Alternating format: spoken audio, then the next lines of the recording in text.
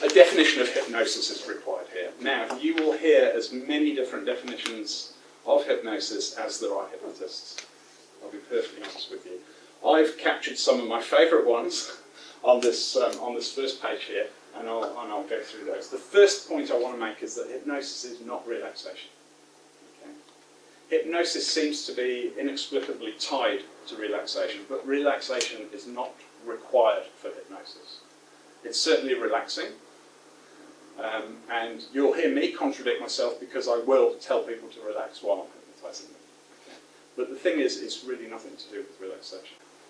Acceptance of suggestion. When somebody accepts a suggestion that you give them and act upon it, in my mind, and by my definition, that's hypnosis. Okay? It just so happens that we have a suggestion called an induction, which I'll come on to a little bit later, and that's the first suggestion that you tend to deliver. Okay? Once that suggestion is accepted, then you have hypnosis. This next one's a bit controversial, an illusion of an altered state. Okay? In my mind, there's absolutely no scientific evidence that says hypnosis is actually an altered state. Certainly not in the terms that we know altered states through drugs, and we can measure altered states through nice, lovely drugs. Anyway. I prefer to think of hypnosis as being a process, not a state. Okay? But this whole illusion thing here, to the person, to the subject, they really believe that they are entering an altered state. Okay? And you might say, so they're just playing along? But no, I'll get onto that in a little while. That, while they're in that state, or while they believe they're in that state, their usually voluntary actions become involuntary. Okay? That's another great definition I love about hypnosis and suggestion. That's what we call, in psychology, we call that situational attribution. In other words, they're attributing that fact purely to the scenario that they're in, that they find themselves in, the situation of being hypnotized. Critical faculty diminishment. Okay. I like to think of critical faculty as being diminished, not bypassed. You will see definitions that say critical faculty bypass is hypnosis. However, if critical faculty were bypassed completely, nobody would ever suddenly snap out of it. Nobody would ever refuse to carry out a suggestion that you gave them. Therefore, I like to think that it's diminished to the level that most suggestions are accepted. But think of it as a sleeping guard dog. Okay? Critical faculty, that's the whole thing about sleep. Okay? It's the conscious mind. The critical faculty sleeps there with one eye open. So it's always on guard and it's always aware for the protection of the person hypnotized. Okay? Now on the next page, on the next slide, it's belief-based, but it's very real. I will expand on each of these things on this page, but I'll go through them now. Selective thinking. Monoideism is what hypnosis was going to be called a couple of hundred years ago. That means I'd be a monoideist. So it's not a very nice term for it. I'm so pleased that they decided on hypnosis. But monoideism, a single idea. Okay? This selective thinking comes from the works of Dave Ellman, and a little more on him later. Focus and imagination. Okay? Notice no relaxation in there. It's about focus and it's about imagination, and a combination of those things.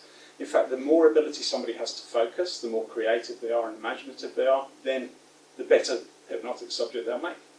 Simple as that. It's something a hypnotist does to someone else. Now, this is a distinction I have to make because I personally don't believe in self-hypnosis.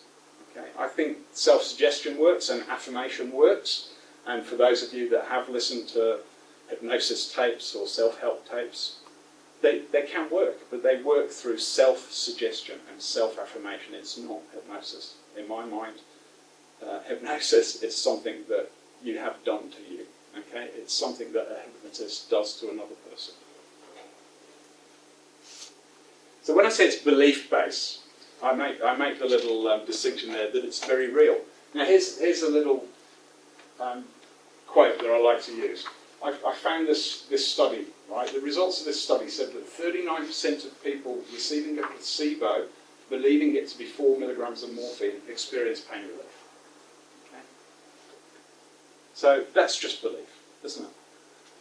But it's very real. They experience pain relief. 39% of people receiving a placebo because they thought it was morphine. Okay? Now, some of you might not be impressed with the figure 39%, but when you realise that morphine doesn't work on everybody, it really doesn't work on everybody. The figures for 4 milligrams of morphine were 36%. Okay? So nothing is better than morphine. Quite literally.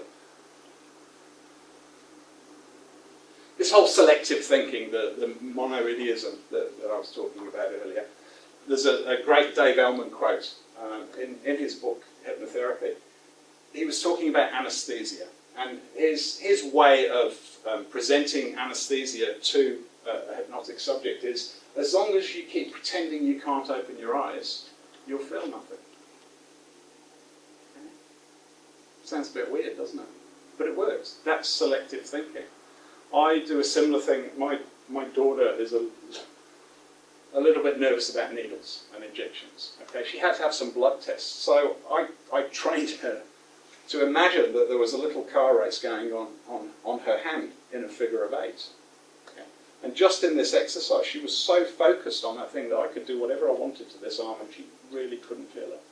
Okay, there's a little bit more to it than that. But we've all had that experience. Well, maybe some of us have had that experience where you cut yourself and you don't actually feel it until you look and see the blood, and then it's like, ouch! And you see kids do that all the time as well. They're thinking about something else and they don't notice their injury until they actually see it. Okay. Selective thinking.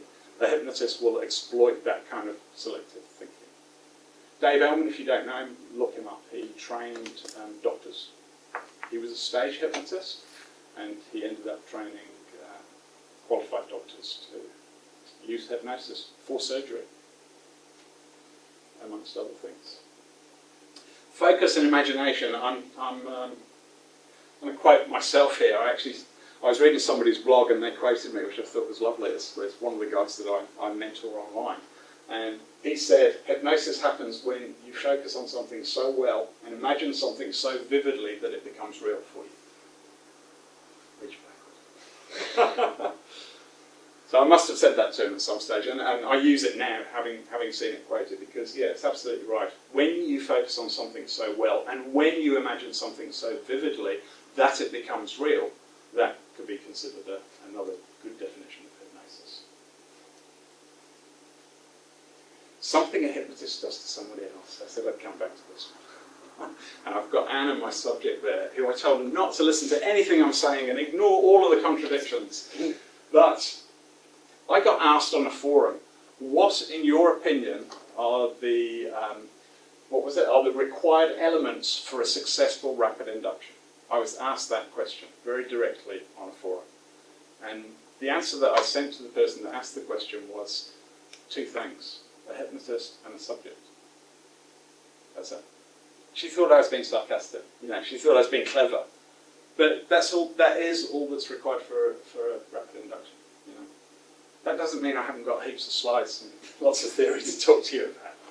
But really, in my mind, that's the most important things. And that comes down to the fact that people go into hypnosis because the hypnotist tells them to. All right. Now, there is a paradox.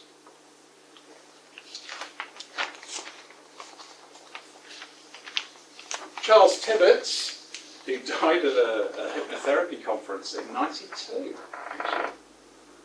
Charles Tibbets, all hypnosis is self-hypnosis. Okay. Well, if you believe that all hypnosis is self-hypnosis, and you go around consciously and subconsciously telling people that all hypnosis is self-hypnosis, then what's to stop that person getting stuck in hypnosis? Because if they put themselves there, how are you going to get them back? They put themselves into such a deep state that all of a sudden they decide they want to stay there. And there have been cases of this. Most people say, no, it's never happened, nobody's got stuck in hypnosis. Those people are usually stage hypnotists like me that want to get people up on the stage to volunteer. Okay? It has happened, but it happens when the management has been poor, the management of the subject. And in most cases, I believe it's happened because that person is convinced that you're doing it to yourself. Okay? Now, this is the paradox, right? You kind of have to tell them they're doing it to themselves, but at the same time, you have to subconsciously communicate that it's all happening because of your presence. So that's the paradox, and that's why I will contradict myself. That's why when I'm talking to Anna, I will mention relaxation, and I will say the state that you're in now, even though I've just told you it's not a state, it's a process. Okay? You know, the bizarre thing is that even though Anna knows this, it's still going to work. And that's what's crazy about this. Even though you guys know this, it's still going to work. Okay? So yeah, that gets a lot of the contradictions out of the way, I guess. I do use the word relax, and I do use the word that state that you're in now, and you'll return to that state.